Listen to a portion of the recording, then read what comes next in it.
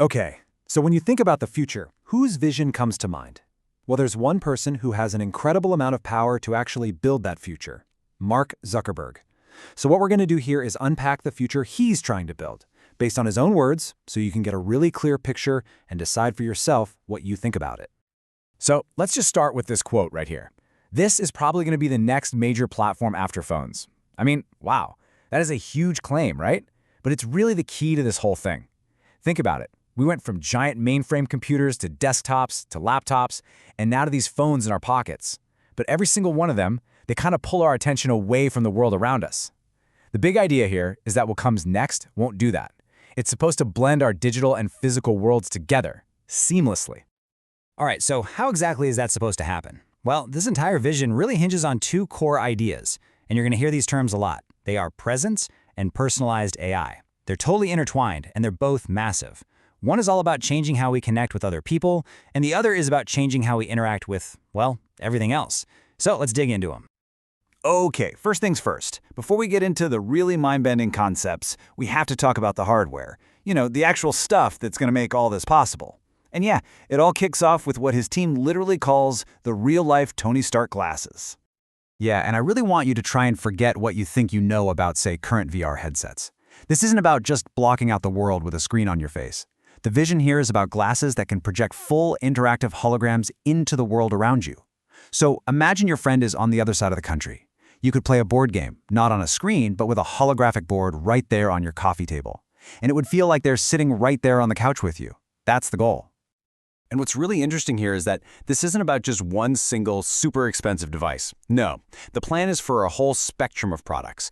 You've got everything from more affordable glasses that are mainly for AI audio and a camera, all the way up to these premium full-on holographic glasses, and even full headsets. So the idea is there's a different product for different uses and different budgets. All right, let's get into that first major pillar of this whole vision. It's a concept that Zuckerberg has described as the holy grail that he's been chasing for pretty much 20 years. And that concept is presence. So what is presence? I mean, we've all been on a video call, right? And you know that feeling? You're talking to a face on a screen, but it doesn't feel like they're really there with you. Presence is the total opposite of that. It's that deep, visceral feeling of being physically in the same space as another person, something that no text or video call can really deliver right now. It's about closing that distance, for real. And this quote, "I miss hugging my mom," it just kind of grounds this whole high-tech ambition in something so deeply human and relatable, doesn't it?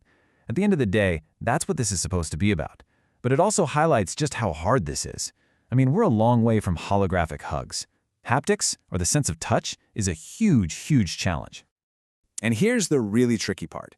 Presence is incredibly fragile. It's an illusion. And if any little thing is off, I mean a tiny bit of lag, an avatar that moves just a little bit unnaturally, unrealistic physics, the whole thing just shatters. The immersion is broken. It's like any single mistake can break the spell and remind you that none of it is real.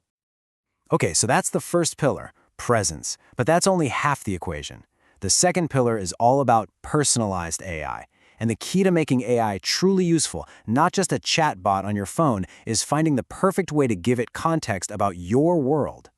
And this is why glasses are seen as the ideal form factor. It's pretty simple, really. If an AI can see what you see and hear what you hear, it has all the context it needs to be genuinely helpful. It's not just guessing what you want. It's right there with you, ready to help you with, well, pretty much anything in your day-to-day life. But this, of course, brings us to a really fundamental debate. A huge question. Is this kind of AI a helpful tool that makes us better, or is it more like a crutch that, weakens our own human muscles over time? So you can really look at this in two ways. On one hand, you have AI as a tool that unlocks humanity.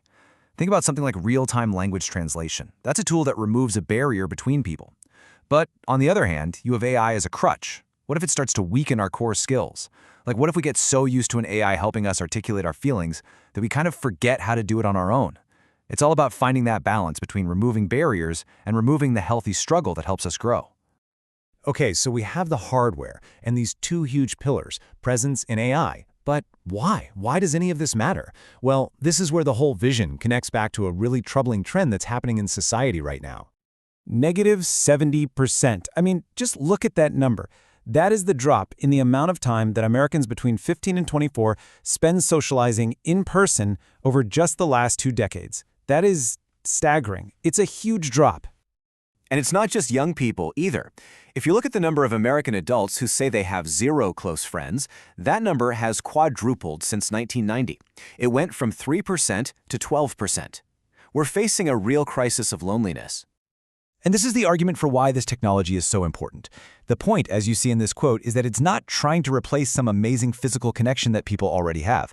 The reality is that a lot of people are more isolated than they want to be. The technology is meant to help fill that void, to help people find the connections they're missing. Okay, but this brings up a huge question about power and control. If these AI systems are going to be so central to our lives, then who gets to build them? Who's in charge? And really, there are 2 competing visions for how the future of AI should play out. On one side, you've got the closed, centralized model. That's where a few big companies build the main, powerful AI systems that everyone uses. Think ChatGPT or Gemini.